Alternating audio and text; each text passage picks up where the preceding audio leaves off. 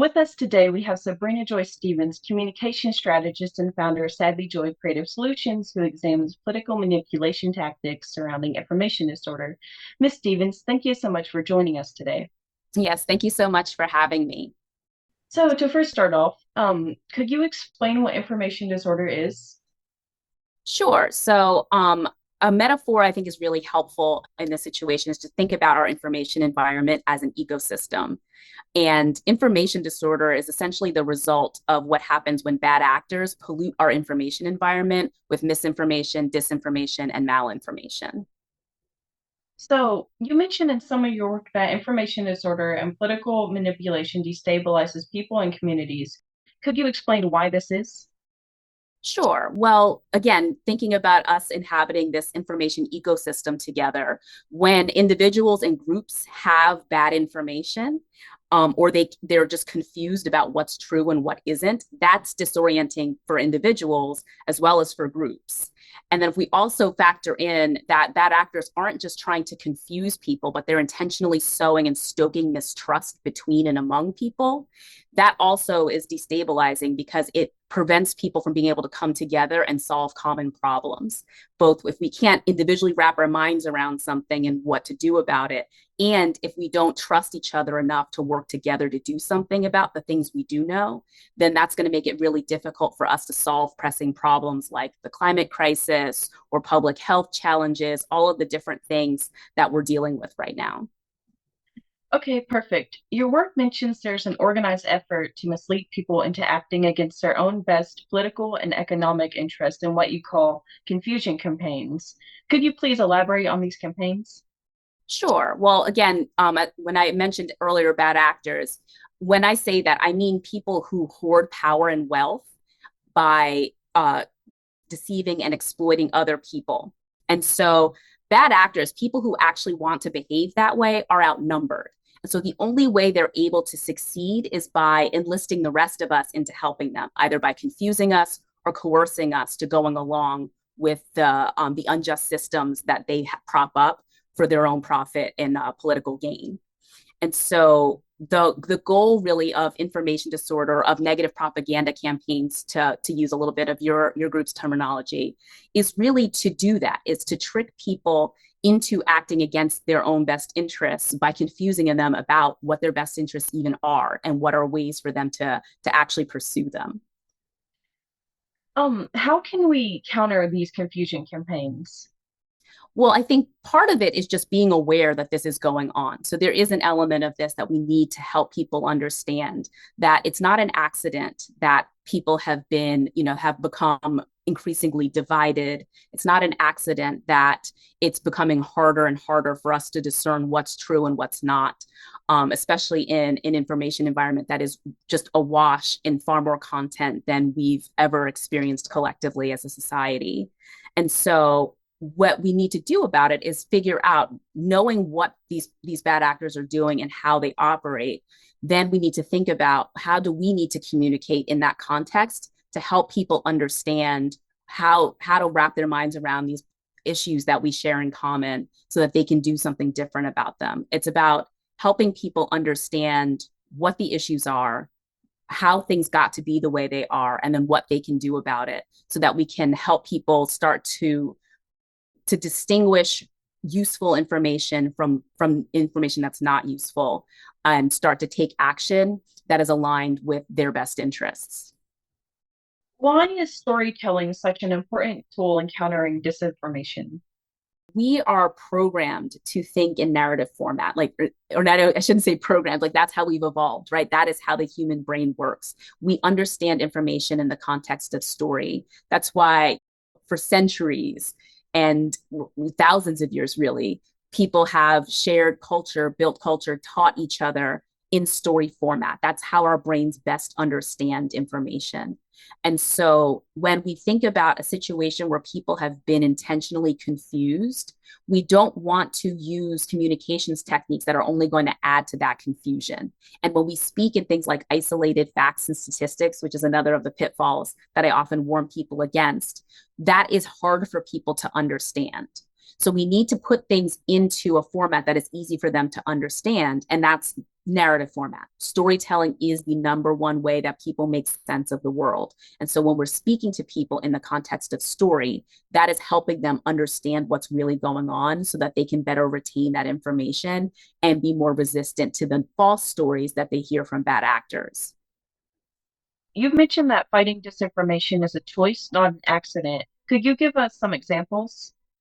Sure. Well, first, just recognizing that our information environment didn't just get polluted by accident, right? People made intentional choices to create the situation we find ourselves in. We're also going to need to make intentional choices in order to reverse those decisions and move in a more positive direction. And so, as we think about, I've worked with many different groups, um, whether it's figuring out ways to better communicate about our elections so that attempts to sow confusion and mistrust are less effective. We saw that work out over the past two election cycles where there was still quite a bit of problematic information and some problematic results, in terms of that information. Overall, we were able to really stave off some of the worst attacks on our democracy here in the US because more people in the media, more voters, and more community groups were able to understand what really is supposed to be happening so that they could take appropriate action. We were able to do things like demystifying the elections process so that when bad actors try to use, normal run of the mill processes that occur during every election, when people understood, oh, this is supposed to be happening like this, then they were less susceptible to lies and claims that normal parts of the electoral process were somehow nefarious or problematic. And so that is, I think, one good example of ways that taking intentional action to help inoculate people against mis and disinformation has helped us create better outcomes. You've contended with the ways that political manipulation tactics manifest in new media. Do you feel that race plays a role in the way these new tactics manifest? Absolutely. And I think part of it is just to recognize that bad actors intentionally use issues related to identity in a variety of contexts. So, race, gender, political ideology, a number of different identifiers in order to divide people, because that's one of the ways that they exploit existing mistrust and stoke increasing mistrust among different kinds of people. For example, if we look at the way the last really over the course of our everyone here's lived memory, there's always been people who are using identifiers like race to engender mistrust among different groups of people. We see that play out repeatedly where bad actors will take existing, because again, the reason I use the term political manipulation more broadly is because issues, all forms of bigotry are forms of political manipulation. The whole point is, again, going back to this dynamic of there's a small group of people who build hoard power and wealth at everyone else's expense. The only way they're able to do that is by dividing and conquering people, right? So if you think about that old LBJ quote, if you can convince the lowest white man that he's better than the best, he would have said, I think he said colored person or Negro.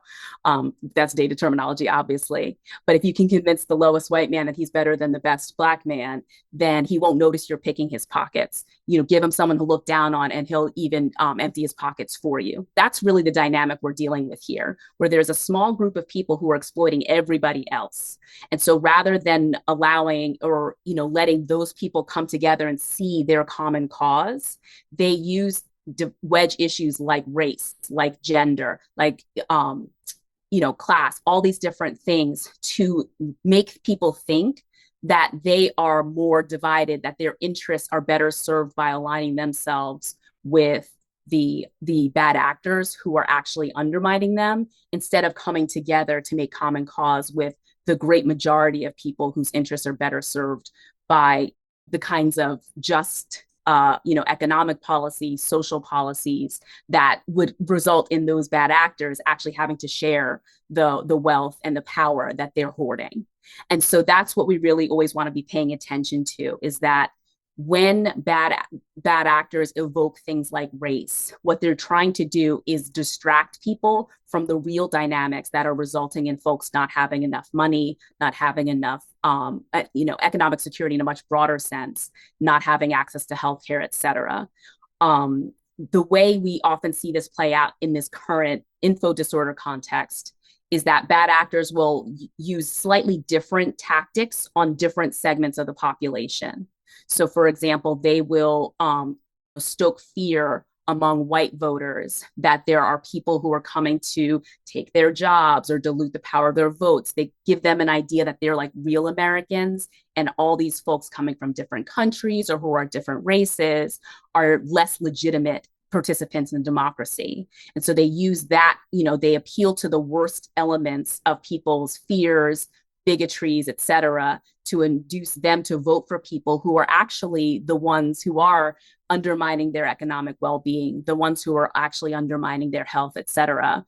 And so they trick people into voting against their interests that way. Likewise, we see the flip side. The very same bad actors in many cases are involved in spreading information that discourages Black folks and other people of color from participating in the electoral process. So we saw that play out in the 2020 elections, and in many elections before and after, where they would share, push information discouraging people from voting. So saying things like it doesn't make a difference, your vote doesn't really matter. We saw those coming from both foreign and domestic bad actors showing these kinds of discouraging, depressive information to try to discourage certain groups of people from voting while trying to encourage other groups of people to vote in a way that reinforces current divisions.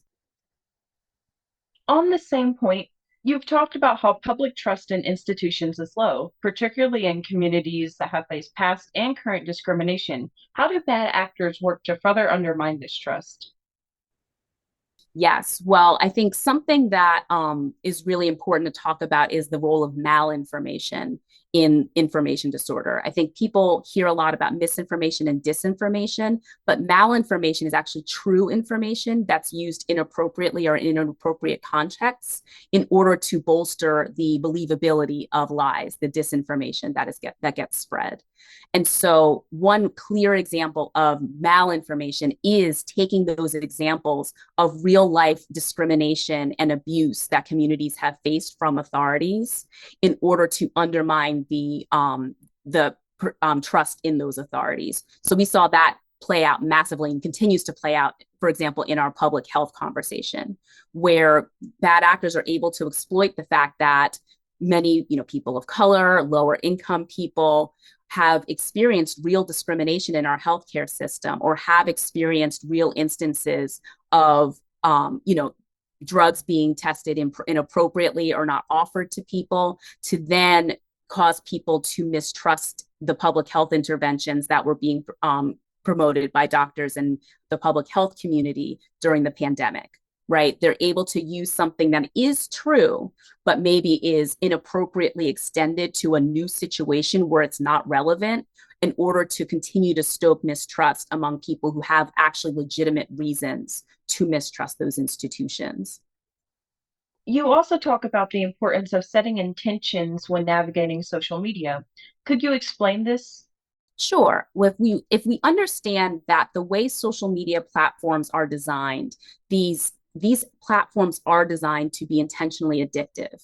The goal for the platform, the companies that are selling you this attention product essentially, is to keep you on the platform. They want to keep you scrolling because that is how they sell ad space, right? The more people who stay on the platform longer, the more data you give them through your clicks, through your stops, through your shares, through your reactions. All of that helps them tailor advertising, which is incredibly profitable to them. And so if we understand that the design of these platforms is intended to addict us. It's intended for us to lose track of time, to lose track of the ability to stop ourselves from continuously scrolling. Once we recognize that that's what's going on, it becomes important for us to then be intentional about how we use them. So I talk to people a lot about setting intentions, boundaries, and limits when you're using social media so that instead of just going on social media and being at the beck and call of every notification, of every cue that is trying to hook you into that dopamine loop of scrolling, getting a response, and then continuing to share content in order to continue to get that response. You want to be really intentional, have a clear idea of why you're going onto a platform before you log on, have a sense of how much time you're going to spend on there, and then set either a timer or an automatic shut off for yourself, which most phones now give you the capability to do.